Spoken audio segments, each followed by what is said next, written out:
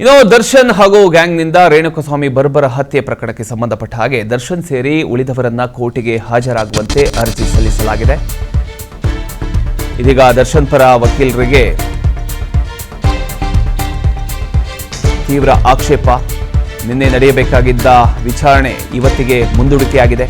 ಇನ್ನಿಬ್ಬರು ಸಾಕ್ಷಿಗಳಿಗೆ summons ಅನ್ನ ಜಾರಿಗೊಳಿಸಿ ಅಂತ ಕೋರ್ಟ್ ಆದೇಶವನ್ನ ನೀಡಿದೆ.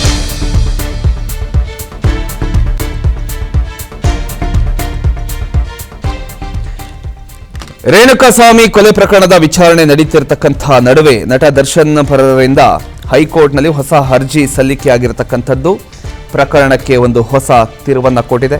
ಪ್ರಕರಣ ಈಗಾಗಲೇ ರಾಜ್ಯದಾದ್ಯಂತ ಭಾರೀ ಚರ್ಚೆಗೆ ಕಾರಣ ಆಗಿದೆ. ನ್ಯಾಯಾಲಯದ ಪ್ರತಿಯೊಂದು ಬೆಳವಣಿಗೆಯ ಮೇಲೂ ಕೂಡ ಸಾರ್ವಜನಿಕರ ಗಮನ ನೆಟ್ಟಿದೆ.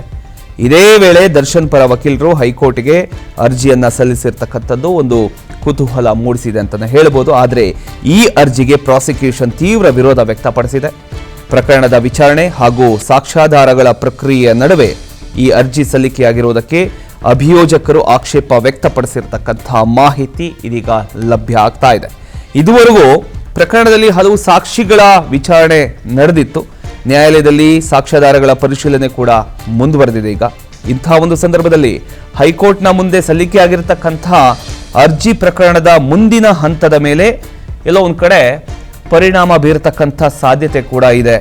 ಹೀಗಾಗಿ ದರ್ಶನ್ ಪರ ವಾದ ಮತ್ತು ಪ್ರಾಸಿಕ್ಯೂಷನ್ನ ಆಕ್ಷೇಪಗಳ ನಡುವೆ ಹೈಕೋರ್ಟ್ ಯಾವ ತೀರ್ಮಾನ ಕೈಗೊಳ್ಳುತ್ತೆ ಅನ್ನೋದು ಕೂಡ ಗಮನಿಸಬೇಕು. ರೇಣುಕಸ್ವಾಮಿ ಕೊಲೆ ಪ್ರಕರಣದಲ್ಲಿ ಮತ್ತೊಂದು ಕಾನೂನು ಹೋರಾಟ ಆರಂಭ ಆಗಿದೆ. ಮುಂದಿನ ನ್ಯಾಯಾಂಗ ಬೆಳವಣಿಗೆಗಳು ಪ್ರಕರಣದ ದಿಕ್ಕನ್ನ ನಿರ್ಧರಿಸತಕ್ಕಂಥ ಸಾಧ್ಯತೆ ಕೂಡ ಇದೆ. ಬಹು ಚರ್ಚಿತ ಈ ಒಂದು ಪ್ರಕರಣದಲ್ಲಿ ಹೈಕೋರ್ಟ್ನ ಮುಂದಿನ ಆದೇಶದತ್ತ ಎಲ್ಲರ ಗಮನ ಕೂಡ ನೆಟ್ಟಿದೆ. ದರ್ಶನ್ ಪರ ಅರ್ಜಿ ಮತ್ತು ಪ್ರಾಸಿಕ್ಯೂಷನ್ನ ಆಕ್ಷೇಪಗಳು ಒಂದು ಹೊಸ ಕಾನೂನು ಚರ್ಚೆಗೆ ಎಲ್ಲ ಒಂದು ಕಡೆ ಕಾರಣ ಆಗ್ತಾ ಇದೆ.